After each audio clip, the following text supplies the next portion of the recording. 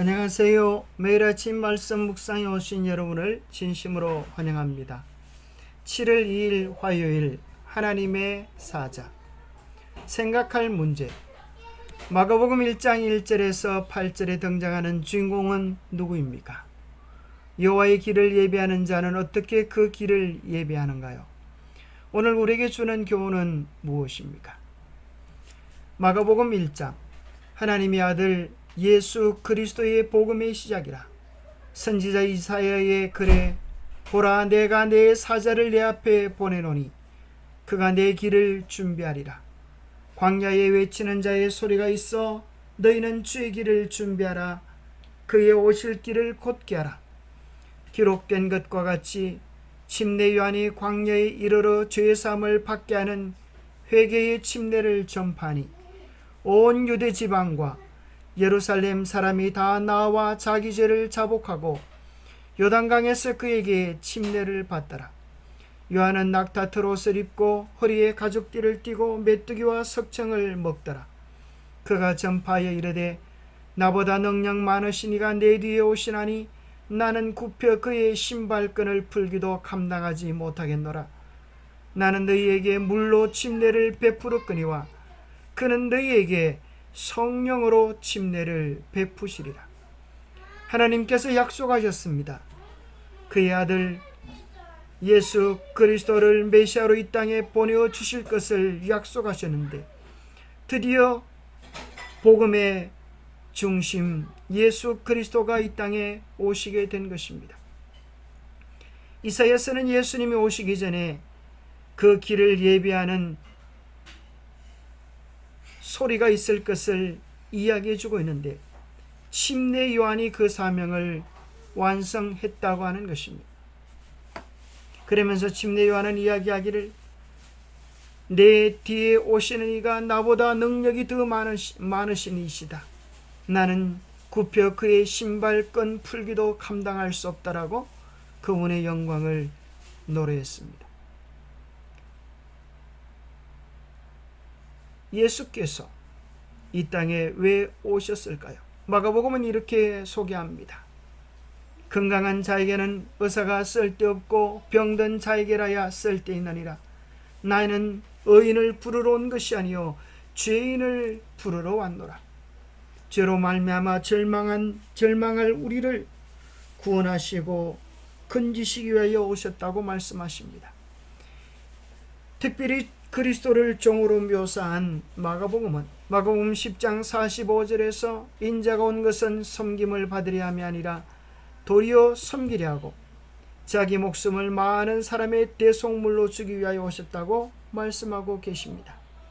우리 주님은 섬김 받기 위하여 오신 것이 아니라 섬기려 하고 자기 목숨까지 많은 사람들의 구원을 위하여 주기 위하여 오셨습니다.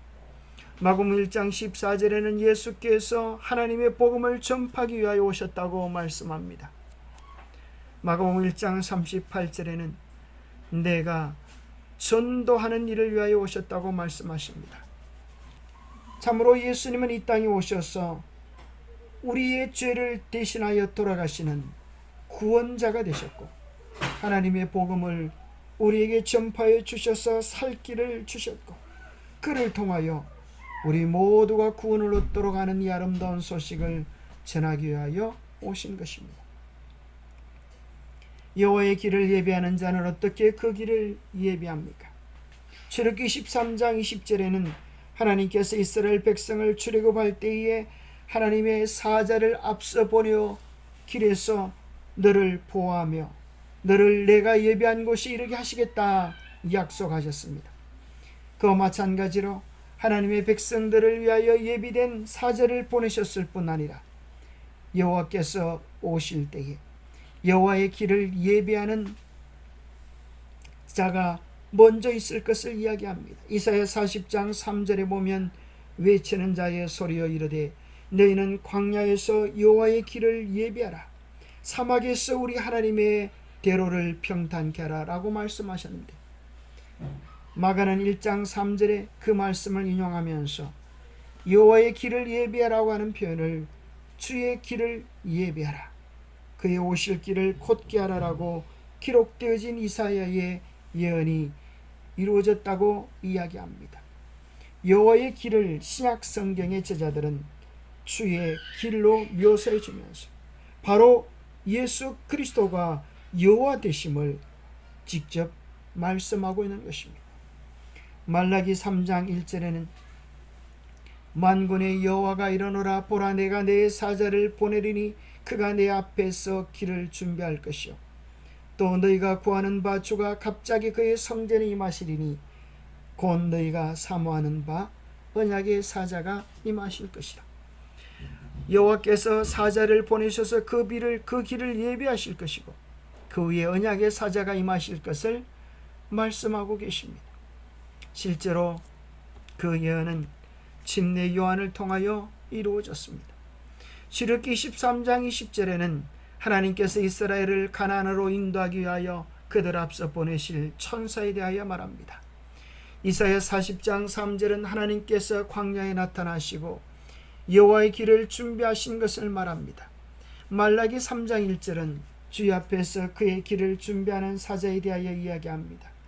이 세 구절은 모두 여정에 대한 것입니다. 이사야서의 본문은 침례 요한의 사역과 깊은 관련이 있으며 주님의 길에 초점을 맞추고 있습니다. 마가복음에서 예수님은 길을 걷고 계십니다. 이 길은 우리를 위해 자신을 속죄 제물로 내어주시는 죽음으로 이어집니다.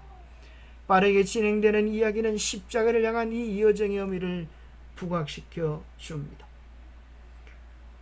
말라기 4장 4절과 5절에 보면 여호와의 크고 두려운 날이 이르기 전에 내가 선지 엘리야를 너희에게 보내겠다 이야기하시는데 엘리야의 사명은 바로 앞 4절에서 이야기합니다.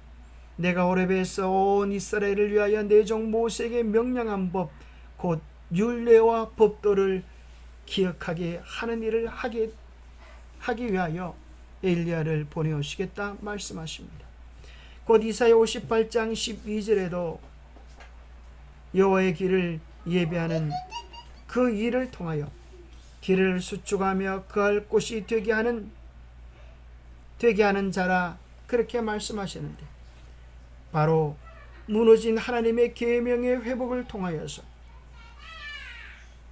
파괴된 기초를 쌓고 무너진 데를 보수하고 길을 수축하여 우리 주님의 오실 길을 준비할 엘리야의 사명을 이야기해 주고 있는 것입니다.